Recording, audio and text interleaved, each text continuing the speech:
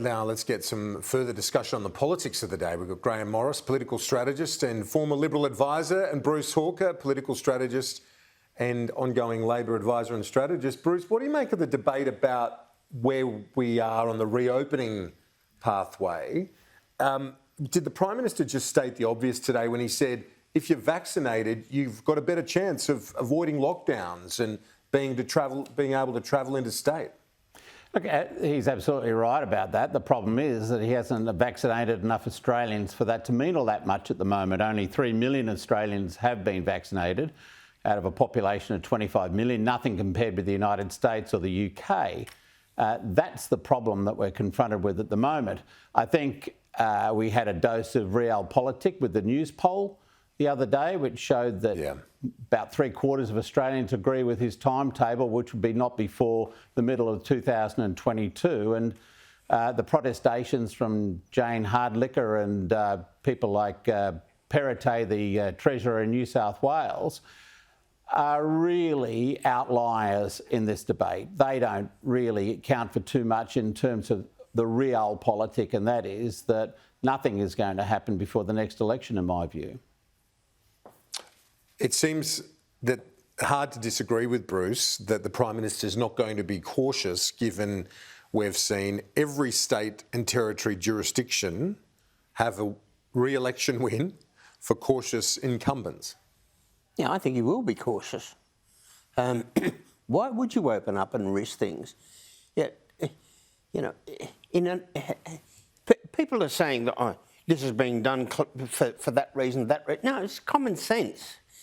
You know, do we want to import everybody else's disease into this country? No, we don't. Are we doing as much as we can to inoculate our people? Yes, of course we are. Is it going to take about 12 months? Probably. And you think, you know, everyone is sniping at the edges and everyone, you know, says, oh, what about this, what about that? But nobody has come up with a better solution than what the government's actually doing. And, you know, Greg Hunt and the PM and whatnot are working their tails off in the health department to try and get this right, and the premiers. And it's moving in the right direction. But people are just going to have to be patient.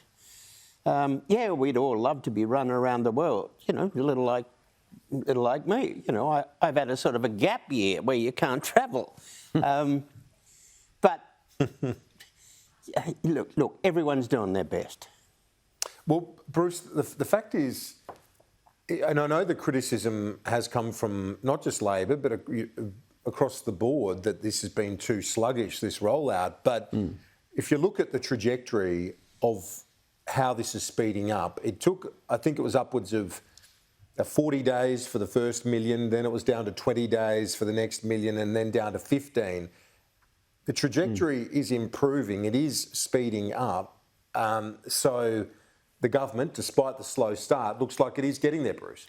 Well, it's encouraging that it is speeding up because they were appallingly slow at the outset, and we still have to see some real improvements. We've seen those figures about people in disability units.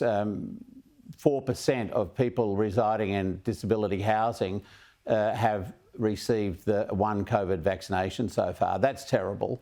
So we can't be patting ourselves too much on the back about this.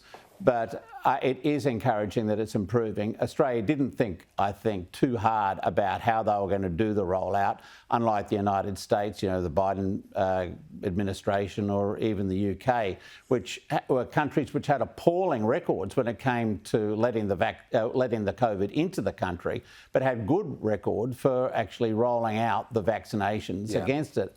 That's the problem. I think they've really got to start ramping it up. And I don't know why we're not seeing advertising campaigns from the government, frankly, about the importance of being vaccinated.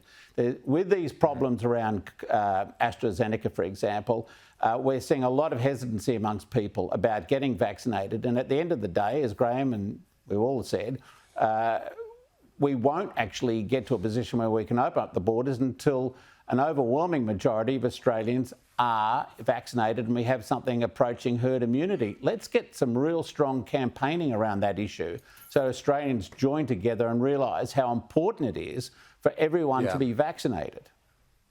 Well, once the Prime Minister has the National Cabinet with him on that, saying, well, if you want to fly in a plane, you're going to have to get the jab. That should be pretty persuasive, I would have thought. Yeah, I agree.